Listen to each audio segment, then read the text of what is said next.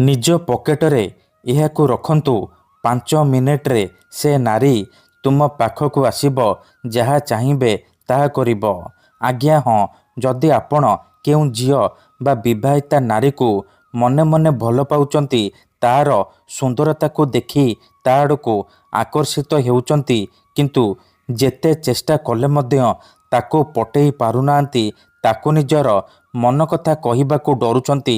आउ आपण चाहुचंती कि से झियो बा विवाहिता नारी निजे आसी आपणकू भल पाउची बोली कहू आपणकर सबु इच्छा को पूरण करू। तेबे आजिर एही वशीकरण भिडियोटी आपणकर कामरे आसिब। केवल आपणकू निज पकेटरे एही जिनिस रखिबार अछि। ग्यारंटी देउची 5 मिनिट्रे से झियो हेउ बा सुंदरी पड़िशा घर भाउज आपणक प्रेमरे दीवानी होइजिब। जहा चाहिए ताहा करिब। एही वशीकरण साहाय्यरे हजार हजार लोक माने लाभवान होइचंती। निज पसंदर सुंदरी झियो को अति सहजरे पटेई पारिछंती। तेणु आपण भी निज पकेटरे एही जिनिस रखि दियंतु। ग्यारंटी देउची जेउ झियो पटु नथिला से झियो आपे आपे पटिजिब। निजे आसी आपणक सहित कथा हब, आपणकू भल पाउची बोली कहिब। जेउ विवाहिता नारी बा पड़िशा घर भाउज को आपण दिन राति भाबुचंती सीए निजे फोन करिब, हाथ धरिकी घर को डाकिब, जहा चाहिए ताहा करिब। नमस्कार फ्रेंड्स, ओडिया फंडा चैनल को आपण मानकु स्वागत। आजिर एही भिडियोटी रे मु आपण को शिखेइबी आपण किपरि घरे बसी बसी झियो पटेई पारिबे, सुंदरी पड़िशा घर भाउज को पटेई पारिबे, ताठारु निजर मन मुताबक काम हासिल करि पारिबे। एही वशीकरण दुनियार सबुठारु शक्तिशाली वशीकरण। एहार प्रयोग केबे भी खाली जाएनी। जिए भी एही वशीकरण करिछि 100 ରୁ 100% सफल होइछि। वर्ष वर्ष धरी भांगी जाइतिबा पुराणा प्रेम को फेराई आनी पारिछि। पड़िशा घर सुंदरी भाउज ठारू निजर मन चाहुतिबा काम, निजर मन मुताबक काम हासिल करि पारिछि। तेणु एही वशीकरण को आपण भाबी चिंतिकी प्रयोग करिबे।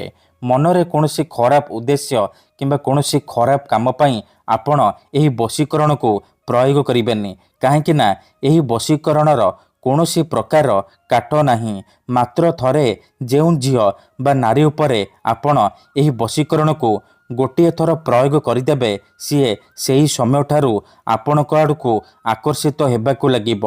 आपणकर सबु कथा मानिब, आपण ताकू जहा कहिबे सीए करिब।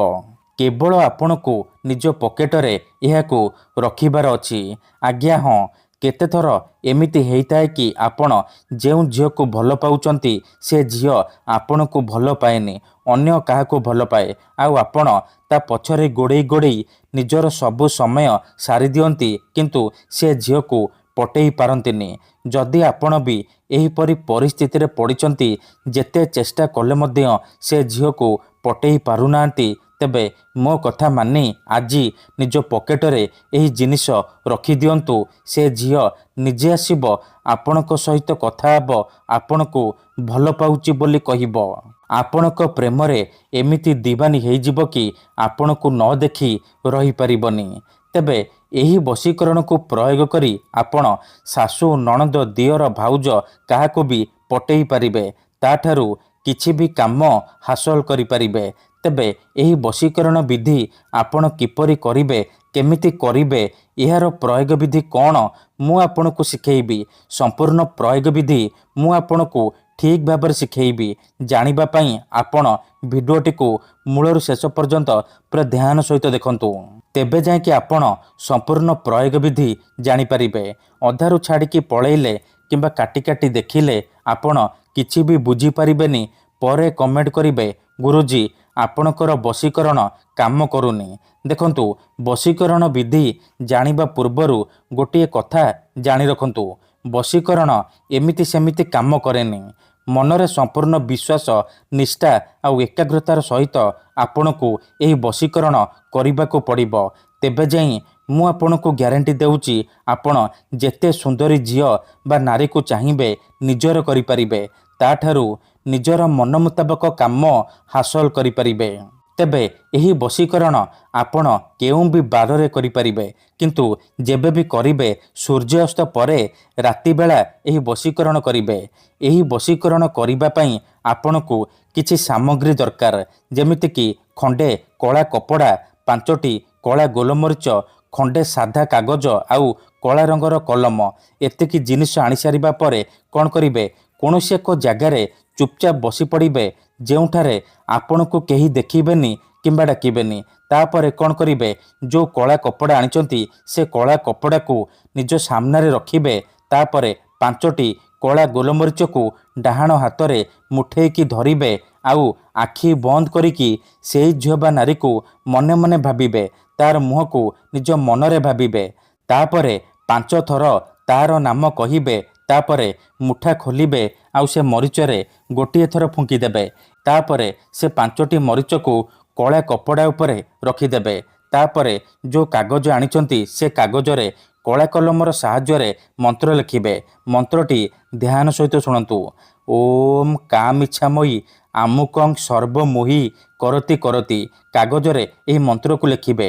ଆମୁକଂ ଜାଗାରେ ଆପଣ ସେଇ ଝିଅ ବା ନାରୀର ନାମ ଲେଖିବେ ଯାହାକୁ ଆପଣ ପଟେଇବାକୁ ଚାହୁଁଛନ୍ତି। ତାପରେ ସେ କାଗଜକୁ କଳା କପଡ଼ା ଉପରେ ରଖିଦେବେ। ଏତିକି କରିସାରିବା ପରେ ସେ କଳା କପଡ଼ାକୁ 3ଟି ଗଣ୍ଠି ପକେଇକି ବାନ୍ଧିଦେବେ। ସିଏ ଗୋଟିଏ ପୁଟୁଳି ହେଇଯିବ। ସେ ପୁଟୁଳିକୁ ଆପଣ 3 ଘଣ୍ଟା ପାଇଁ ନିଜ ପାଖରେ ରଖିବେ, ନିଜ ପକେଟରେ ରଖିବେ। 3 ଘଣ୍ଟା ପରେ କ'ଣ କରିବେ, ସେ ପୁଟୁଳିକୁ ନେଇକି କୌଣସି ଏକ ବରଗଛ କିମ୍ବା ଓସ୍ତ ଗଛ ମୂଳରେ ରଖିଦେଇ ଚୁପଚାପ ଘରକୁ ଫେରି ଆସିବେ। ଗ୍ୟାରେଣ୍ଟି ଦେଉଛି, ଏତିକି କରିଦିଅନ୍ତୁ।